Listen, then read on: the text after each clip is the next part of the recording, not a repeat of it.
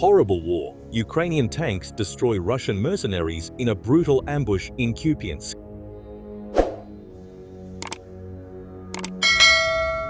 Ukrainian forces are under relentless assault in two critical sectors of Russia's 33-month wider war on Ukraine.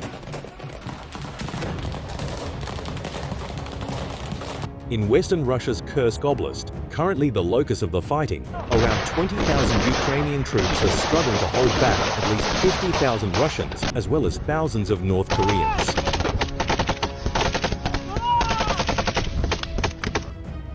In southern Donetsk Oblast in eastern Ukraine, a few battalions of exhausted Ukrainian regulars, each with no more than 400 soldiers, are desperately trying to avoid encirclement by a division of Russian motor rifle troops. The balance of forces in this sector might be 5-1 in favor of the Russians. But in Kupiansk, a frontline city in Kharkiv Oblast in northeastern Ukraine, it's the Ukrainians who may have the momentum. The Khortytsia Operational Strategic Group, which oversees the approximately 10 Ukrainian brigades in and around Kupiansk, claimed its troops pushed back Russian infiltrators on Tuesday.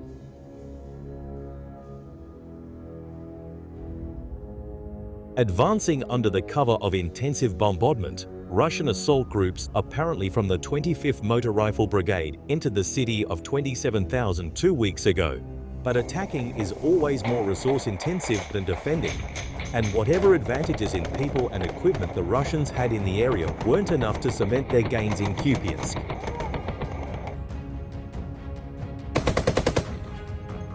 In what may be best described as a desperate Hail Mary, Russian troops attempted to flank Kupiansk's defenders by crossing the Oskil River in boats. The Ukrainians defeated this maneuver too.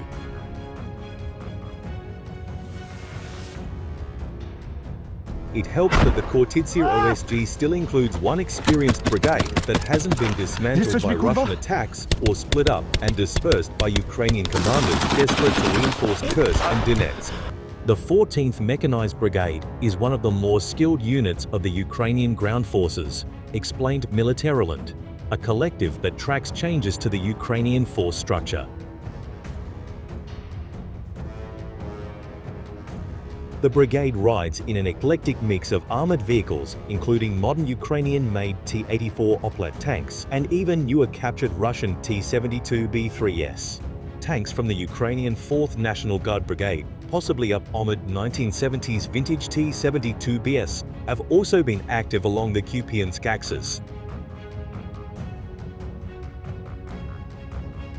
In one recent video circulated by the Ukrainian Defense Ministry, one of the Guard tanks engaged entrenched Russian troops at point-blank range, firing steadily with its 125mm cannon as it slowly rolled away from the trench, its crew clearly counting on constant movement to complicate any return fire.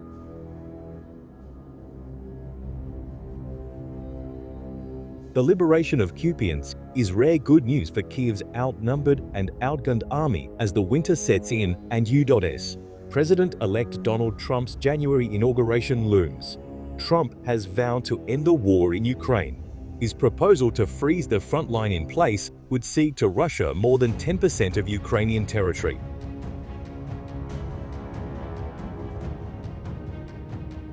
The Russians aren't giving up on Kupiansk.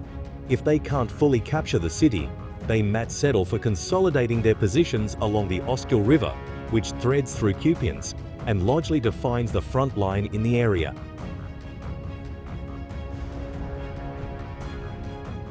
Russian forces have intensified attacks using artillery, rocket launchers, and glide bombs, the Ukrainian Center for Defense Strategies reported.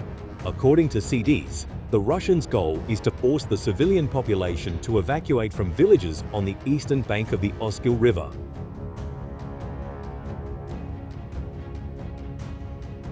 In another battlefield incident, not helpful for Kremlin claims of military technical dominance and top-quality combat kit, recent video published by Ukraine's national spy agency showed a high-tech US-made Switchblade 600 kamikaze drone for the first time ever striking and utterly demolishing a T-90M main battle tank, the pride of Russian armor forces.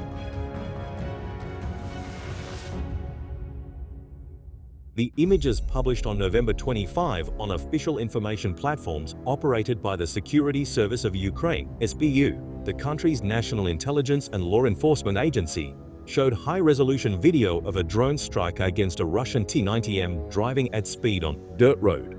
Subsequent impact images recorded by another drone show the tank engulfed by a massive explosion. Image quality and graphics in the video closely matched recordings of Switchblade drone strikes published by the SBU in the past, but Kyiv Post could not confirm the new content independently. Major Ukrainian media reported the Switchblade 600 strike made public by the SBU marked the first time the US's most advanced kamikaze drone destroyed Russia's best tank. An advanced attack system whose deployment to Ukraine has been dogged by technical glitches and manufacturing delays. Switchblade drones have almost always been flown in past combat by commandos from Alpha Group, an SBU Special Operations Unit.